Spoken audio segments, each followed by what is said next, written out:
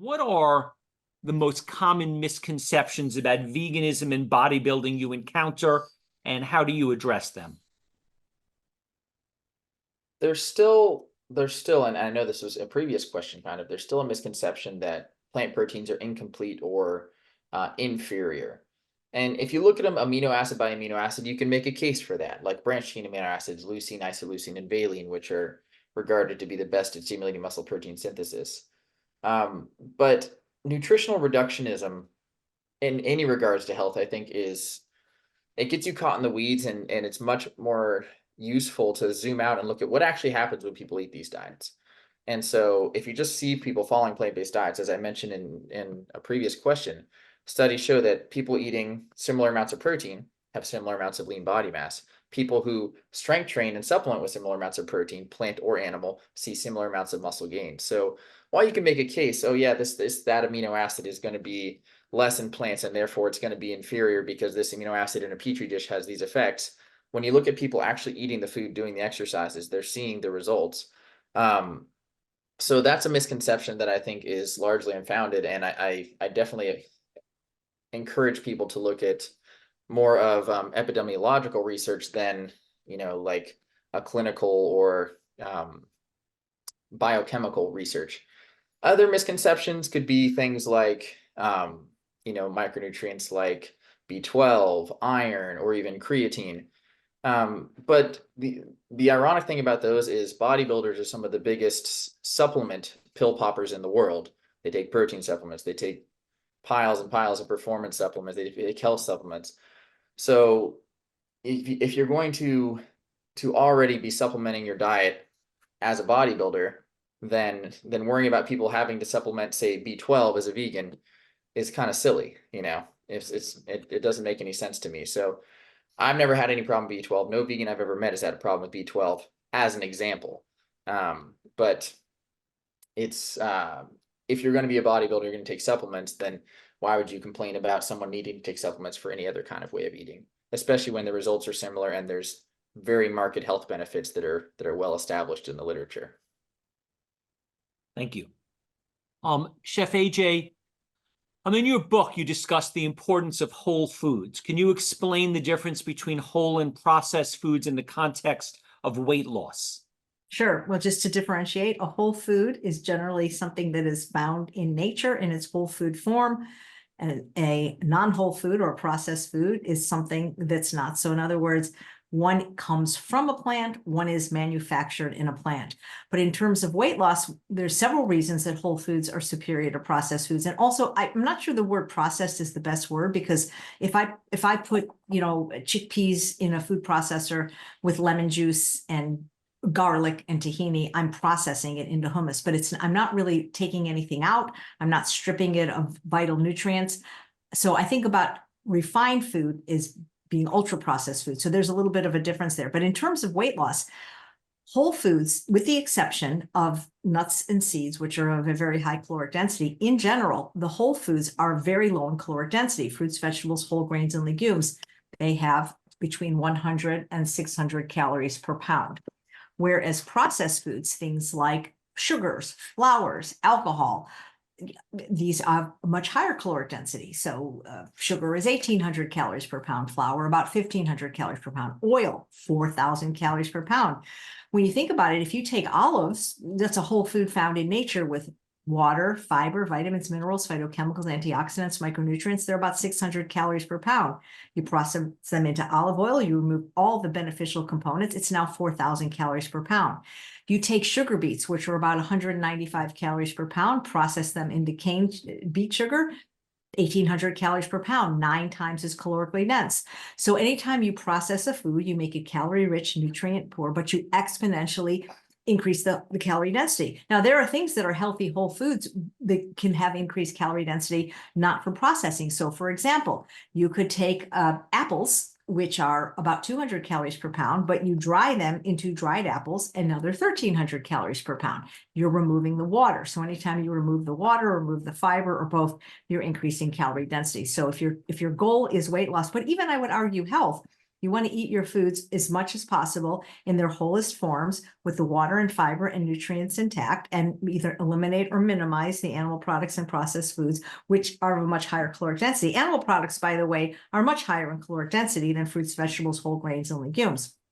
And so people think they're healthy, which I don't believe they are, but they're also calorically dense, especially things like, salmon and pork and I mean, cheese, 1,600 calories per pound. And we evolved at a calorie density much lower than that, according to evolutionary psychologist, Dr. Doug Lisle, at about 750 calories per pound. So, nature didn't make a mistake. And if all you ate was unprocessed foods, it would be very, very difficult for somebody to have a weight problem. Eat foods that are found in nature, and eat plants, fit into your pants is the bottom line. Thank you. Yeah, sure. Karthik, can you discuss any recent breakthroughs in the field of cultured meat that you find particularly exciting or promising? Yeah, I'll talk about two. So one is recent news that actually just occurred this week. This company Vow got approval for quail meat in Singapore.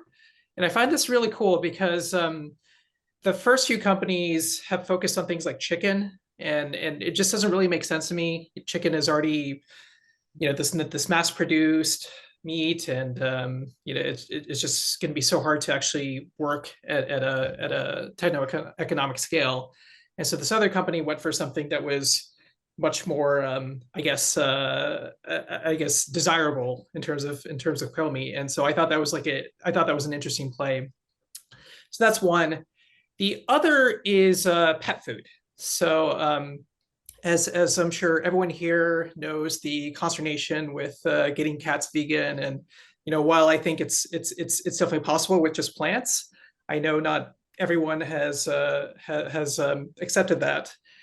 And so I think one of the biggest impacts cultivated meat can make is with especially cat food. And I actually had the chance to meet a friend a couple of weeks ago who was talking to me about some of the breakthroughs recently with some of the seafood in using cultivated meat technology. And already right now, it seems like we're close to being able to get something to package for cats that they can eat and get a nutritionally complete diet from. Thank you. Derek and Chef AJ, if someone had no oil, no nuts, no seeds, no olives, no avocado, and they just ate beans, whole grains, not even pasta, just actual beans and whole grains like quinoa, millet, amaranth, teff, buckwheat, wild rice, beans, meaning chickpeas, lentils, white beans, lima beans, black-eyed peas, and vegetables and potatoes. Would they gain weight? Could they gain weight? Could they be overweight and obese? Like, what is your experience with people that literally just eat nothing but beans, whole grains, vegetables, and potatoes? Does it always work that their weight is okay? Are they sometimes overweight? What do you find? I've never seen anyone that eats the way I eat or recommend that's been obese. Now, will everyone be super, super skinny? There is a genetic variable in how we could all four of us right here could go to the True North Health Center and eat exactly the same food, and we're going to end up different sizes, because genetics is really the number one determinant of what you weigh. Let's face it, look at your parents, your grandparents, that kind of thing. I mean, I come from a morbidly obese lineage, and that's why if you saw the people that came before me, you'd be like, you didn't come from this family. My mother probably weighed 300 or 400 pounds, as did my brother. So this did not come naturally. So I think that there's always going to be people that are outliers that, for either due to emotional eating or some reason, could eat more food than they need, because let's face it, calories do matter. And if you put in more fuel than your body needs, it eventually, even the healthiest food gets stored as fat. I have never seen anyone who was maybe more than 10 pounds than they wish they could be eating the way I eat. So, is it possible? Probably. Is it likely? No.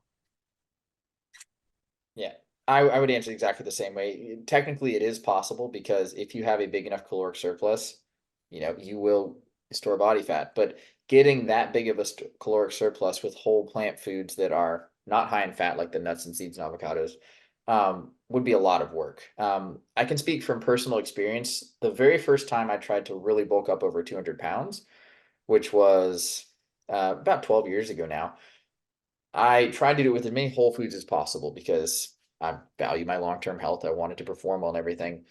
It was incredibly challenging. And I wasn't eating a perfectly whole food diet, but I was eating vast majority whole plant foods. I got up to about 7,000 calories a day, um, which is a lot. And it was no fun whatsoever. I gotta tell you. And I was able to gain that weight.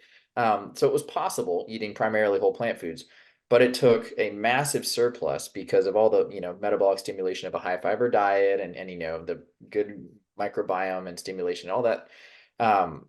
Your metabolism is just humming along on these whole plant foods. So you have to have a pretty big surplus for it to cause any sort of weight retention. It's not something I could ever have maintained for a long period of time. So an average person would have to work very hard, I think, to gain any significant amount of weight eating that. And if they didn't have a really good reason to, I don't see it happening.